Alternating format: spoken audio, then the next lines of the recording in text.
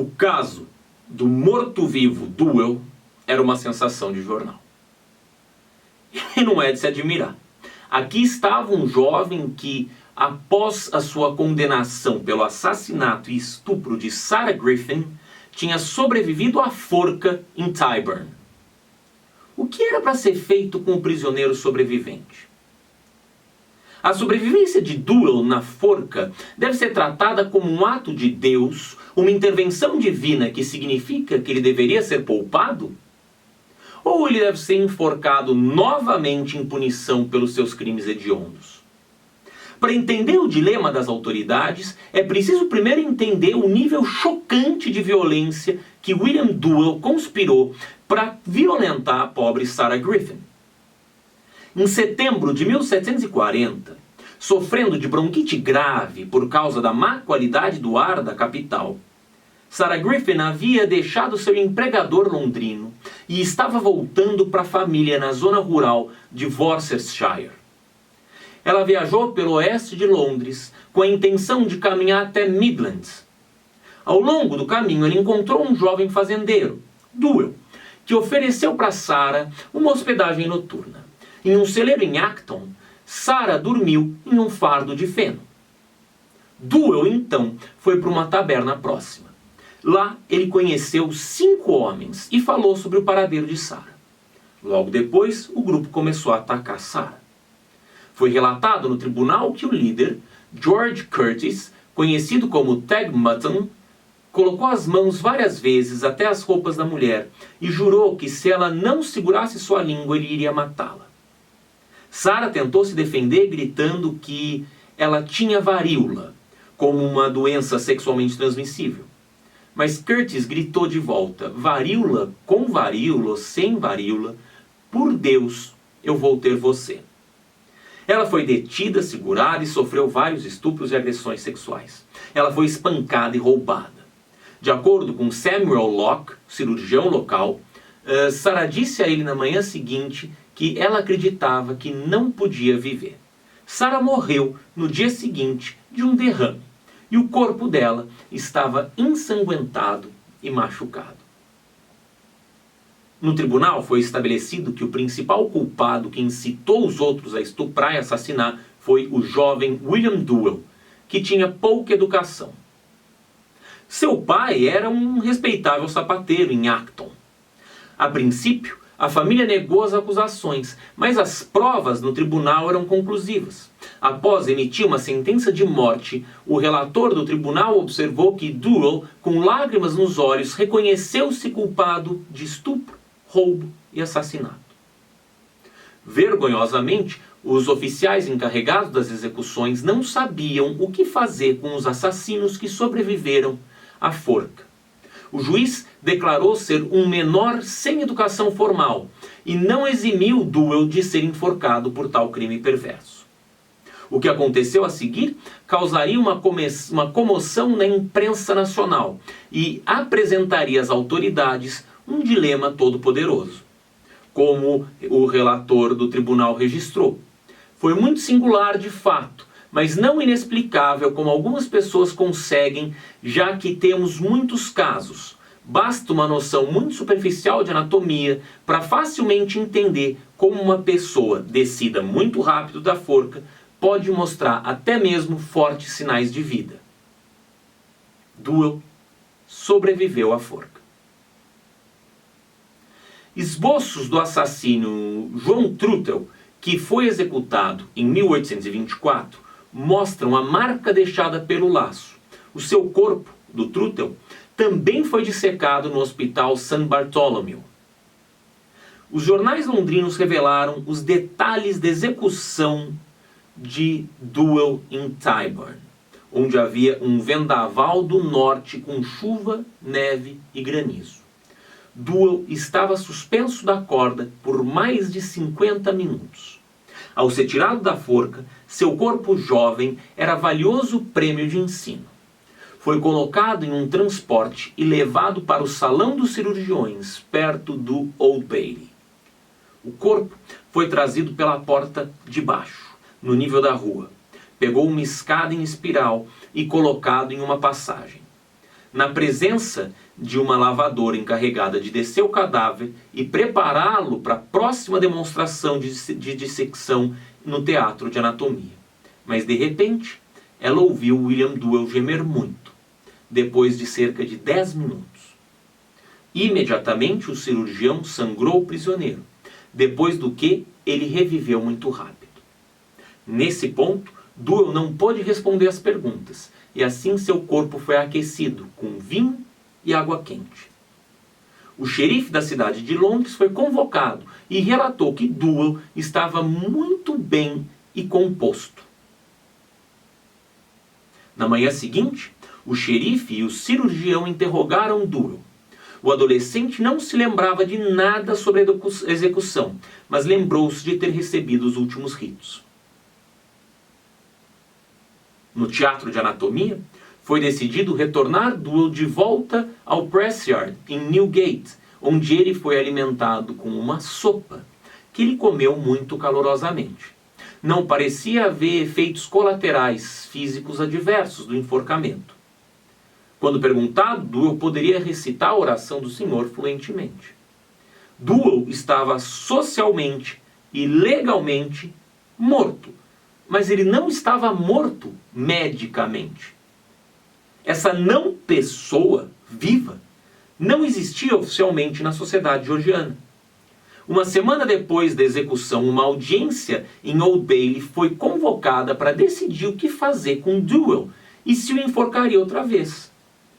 Se uma corda se rompesse no dia da execução, uma ocorrência comum, o condenado geralmente era amarrado imediatamente e novamente enforcado. Mas reagendar a execução significaria trazer uma expectativa para os espectadores que era possível sobreviver à forca. Essa admissão não só fez a lei parecer ridícula, mas clamou em questão o valor de dissuasão do Código Penal. Depois, havia a questão da intervenção divina, se Deus havia poupado Duell ou não. As autoridades ficaram alarmadas que os tons religiosos intrigantes da história poderiam ganhar força na imprensa popular. Foi decidido por unanimidade transportar William Duell para a América do Norte. Não sabemos o que aconteceu com Duell em seguida, porque ele nunca foi inscrito na lista de transporte para a América. No entanto, relatórios oficiais revelam que ele foi transportado com sucesso. Com quase 300 anos de distância, é um caso chocante, tanto pela violência misógina do crime, quanto pela aparente incompetência do carrasco. No entanto, o que é indiscutivelmente mais surpreendente é que, como as palavras do relator da corte sugerem, a sobrevivência de Duell não era tão incomum.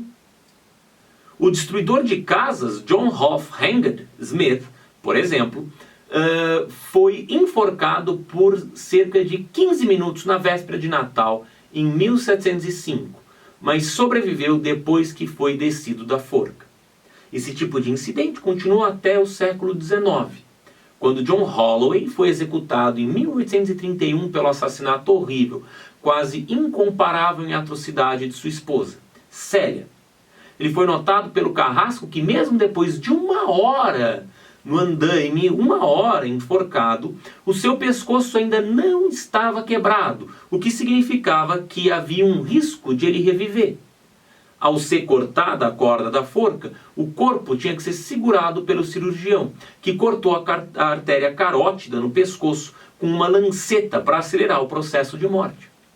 Tais incidentes ocorreram em parte porque estabelecer medicamente quando um prisioneiro morreu durante o processo de execução não era uma ciência exata. Como tal, o caso de William Duell foi notável não pelo que aconteceu, mas porque revelou um segredo desconfortável. Os funcionários encarregados das execuções não sabiam o que fazer com os assassinos que reviveram. A maioria dos cirurgiões penais aprendeu, no entanto, a ser cautelosa ao receber os chamados cadáveres da forca. Eles descobriram em primeira mão a incrível capacidade do cérebro humano de desencadear os mecanismos de sobrevivência do corpo quando em um trauma.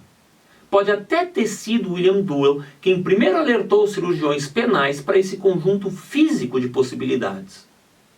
Mas seja qual for o lugar de Duell na linha do tempo da história médica, esse conhecimento agora é usado para salvar vidas. Trabalhar com as defesas biológicas do corpo contra o trauma, hipotermia terapêutica, significa deixar o cérebro reduzir a temperatura do corpo.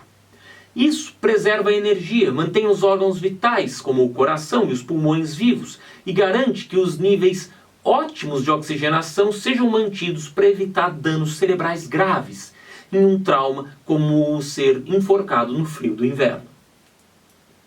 No início do século XIX, os principais anatomistas londrinos foram confrontados com a chance de quebrar o juramento de Hipócrates. Em vez de não fazer mal, eles estavam na posição desafiadora de ter que tentar reviver assassinos perigosos como Duell, ou cometer vissecção humana se o prisioneiro tivesse um coração fraco, mas estivesse com morte cerebral. William Clift, que viveu entre 1775 e 1849, foi um renomado anatomista e trabalhou frequentemente com o famoso cirurgião penal Sir William Blizzard, que viveu entre 1743 e 1835. Clift mantinha cadernos detalhados que revelavam as preocupações que ambos os homens tomaram juntos antes de liberar um corpo para dissecção. Ele registrou como os processos físicos de morte eram monitorados a cada 10 minutos após a execução, até que eles estavam plenamente satisfeitos que o condenado tinha expirado no coração, pulmões e cérebro. De fato, em 10 dos 35 casos bem documentados nos arquivos do Royal College of Surgeons, o prisioneiro executado não tinha morrido na corda, mesmo após a execução padrão, quando o prisioneiro foi descido da forca, foi jogado da forca entre 4 e 6 pés, aumentando a chance de quebrar o pescoço. Ou seja, a corda passou a ser mais comprida para a queda ser maior e com isso aumentar a chance de quebrar o pescoço.